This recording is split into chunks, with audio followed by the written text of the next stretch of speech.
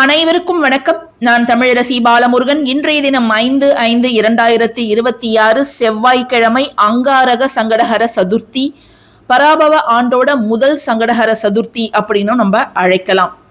யார் ஒருத்தவங்க முழு நம்பிக்கையோட இந்த சங்கடஹர சதுர்த்தி வழிபாடை மாதம் செய்து வருகிறார்களோ நிச்சயமாக அவங்க வாழ்க்கையில் இருக்கக்கூடிய பிரச்சனைகள் படிப்படியாக குறைந்து அவங்களுடைய வேண்டுதல்கள் முழுமையாக நிறைவேறும். சங்கடம் அப்படின்னா நமக்கு தெரியும், நமக்கு வரக்கூடிய பிரச்சனை, துன்பங்கள், துயரங்கள், கஷ்டங்கள், சோதனைகள், வேதனைகள், இது எல்லாமே அதில் அடங்கும். ஹர அப்படின்னா அதை அறவே நீக்கிறது. ஸோ நம்முடைய சங்கடங்களை முற்றிலும் நீக்கக்கூடிய ஒரு சதுர்த்தி தான் இந்த சங்கடஹர சதுர்த்தி. அதிலும் முருகனுக்கு உரிய செவ்வாய்க்கிழமையில இந்த சங்கடஹர சதுர்த்தி வந்திருப்பதால இன்னைக்கு நமக்கு இரட்டை பலன்கள் அப்படிங்கிறது கிடைக்க போகுது. கூடவே இன்னொரு ஸ்பெஷலான தினம் இன்று 555 மேஜிக் டே அல்லது 555 மேனிஃபெஸ்டேஷன் டே. இன்றைய தினம் நாம் செய்ய வேண்டிய 2 எளிய வழிபாடுகள்.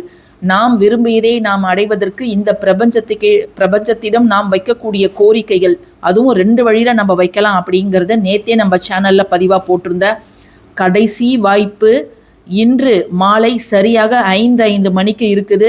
ஸோ பதிவை பார்க்காதவங்க உங்களுக்கு நேரம் கிடைக்கும் பொழுது அந்த பதிவை போய் பார்த்து பயனடைங்க. உங்களுக்கு நம்பிக்கை இருக்கும் பட்சத்தில் நீங்கள் அதை செய்யலாம்.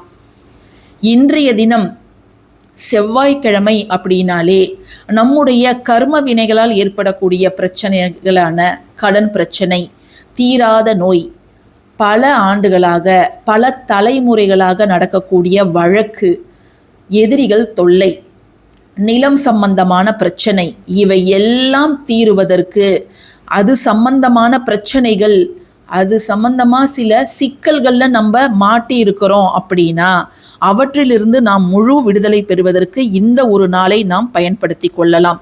இன்று இருக்கக்கூடிய சங்கடஹர சதுர்த்தி திதியானது இன்று காலை 5 மணிக்கு ஆரம்பித்து நாளை காலை 8 மணி வரை இருக்கின்றது. ஆனால் நாம் இப்பொழுது செய்யக்கூடிய ஒரு மிகச்சிறந்த வழிபாடு இன்று இரவு 12 மணி வரைக்கும் தான் செய்யணும். ஏன்னா செவ்வாய்க்கிழமையில சதுர்த்தி திதி இருக்கும் பொழுது அதை செய்வது நமக்கு கூடுதல் நன்மைகளை பெற்றுத்தரும். ஸோ நீங்கள் இன்று இரவு 12 மணிக்குள்ளார அதை நீங்கள் தாராளமாக செய்யலாம். இதை யாரெல்லாம் செய்யலாம்? ஆண்களும் செய்யலாம், பெண்களும் செய்யலாம். இன்னைக்கு யாரெல்லாம் தீட்டு காலங்களில் இருக்கிறாங்களோ அல்லது அசைவம் சாப்பிட்ருக்காங்களோ அவங்கெல்லாம் நிச்சயமாக செய்யக்கூடாது. செய்ய வேண்டிய நேரம் அப்படின்னு பார்த்தீங்கன்னா இன்று மாலை 6 மணிலேருந்து 12 மணி வரை இருக்கக்கூடிய 6 மணி நேரத்துக்குள்ளார இதை நீங்கள் தாராளமாக செய்யலாம். நம்ம இப்படி ஒரு பதிவை இந்த நேரத்தில் நம்ம போடுறோம், இன்னைக்கு இரவுக்குள்ளார இதை செய்யறதுக்கு என்னென்ன பொருள்லாம் வாங்கணும் அப்படின்னு நீங்கள் பயப்பட தேவையில்லை.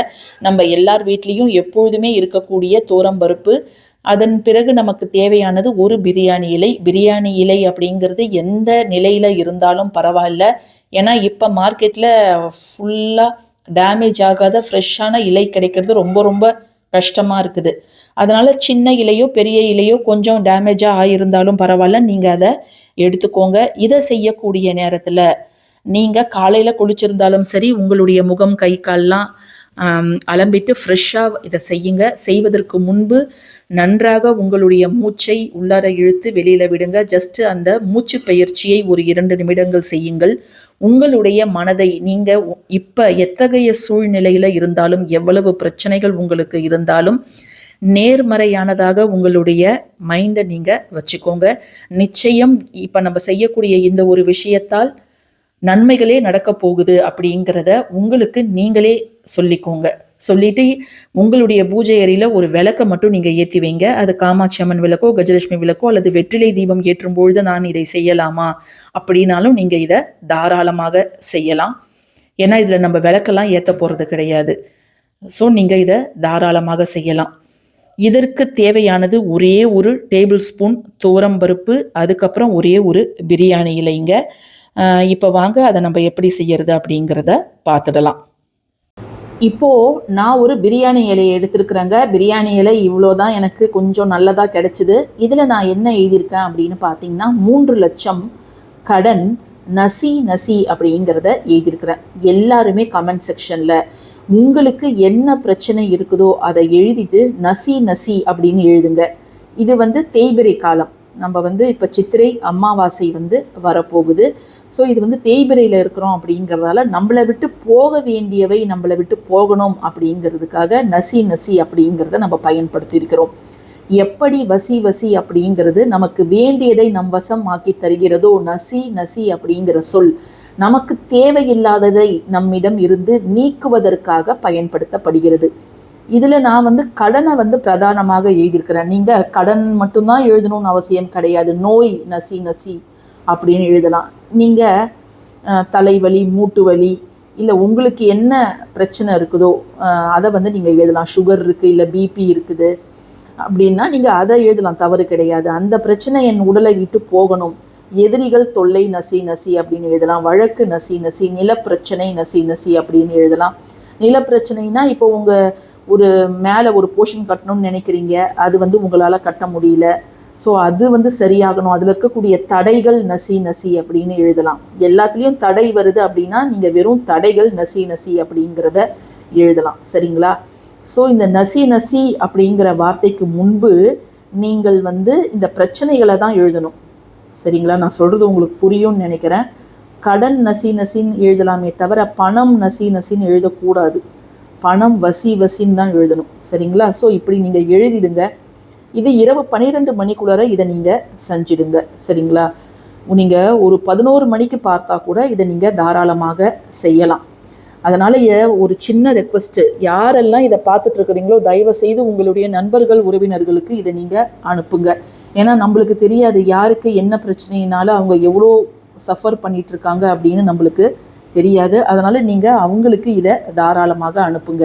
இப்போது நம்ம இந்த பிரியாணி இலையை மடித்து இப்படி வச்சிடுங்க. அது உடைஞ்சிடுச்சு அப்படின்னாலும் நீங்கள் கவலைப்படாதீங்க. ஜஸ்ட்டு இதை நீங்கள் இப்படி வச்சிடுங்க. வச்சுட்டு இதற்கு மேலே ஜஸ்ட்டு 1 டேபிள் ஸ்பூன் நீங்கள் துவரம்பருப்பு கொட்டினாலே போதுமானது. கொட்டிட்டு இந்த துவரம்பருப்பை இப்படி ஸ்ப்ரெட் பண்ணி விட்டுடுங்க. இதை உங்கள் பூஜை அறையில் வையுங்க. வச்சுட்டு நன்றாக வேண்டிக்கோங்க, இந்த பிரச்சனையானது கூடிய சீக்கிரம் என்னை விட்டு போகணும் அப்படிங்கிறத நீங்கள் நல்லா வேண்டிக்கோங்க. மறுநாள் காலையில் புதன்கிழமை நீங்கள் இந்த துவரம்பருப்பு 1 ஸ்பூன் எடுத்துக்கிட்டிங்கன்னா கூட போதும். அதை வந்து நீங்கள் பறவைகளுக்கு வச்சிடுங்க. இந்த ஒரு பிரியாணி இலை இருக்குது பாருங்கள், இதை வந்து ஒரு அகல் விளக்கிலோ அல்லது கேண்டில்லையோ இதை வந்து நீங்கள் எரிச்சிட்டு வெளியில் ஊதி விட்டுடலாம். காற்றுல உங்கள் வீட்டுக்கு வெளியில் நின்று நீங்கள் ஊதி விட்டுடலாம். அல்லது கிச்சன் சிங்கில் தண்ணியில் அதை நீங்கள் சாம்பலை கரைச்சி விட்டுடலாம். இதை ரெண்டுத்தில் ஏதாவது ஒன்றத்தை செய்யுங்க. தினம்தோறும் நாம் செய்யக்கூடிய சின்ன சின்ன விஷயங்கள் நிச்சயமாக ஒரு நாள் இல்லை ஒரு நாள் நம்ம வாழ்க்கையில் மாபெரும் பலன்களை அள்ளித்தரும். ஸோ நம்பிக்கை இருக்கிறவங்க செய்யுங்க. எல்லாருமே கமெண்ட் செக்ஷனில் கடன் நசி நசி அப்படிங்கிறத டைப் பண்ணுங்கள். தேங்க்யூ ஃபார் வாட்சிங் திஸ் வீடியோ. நன்றி.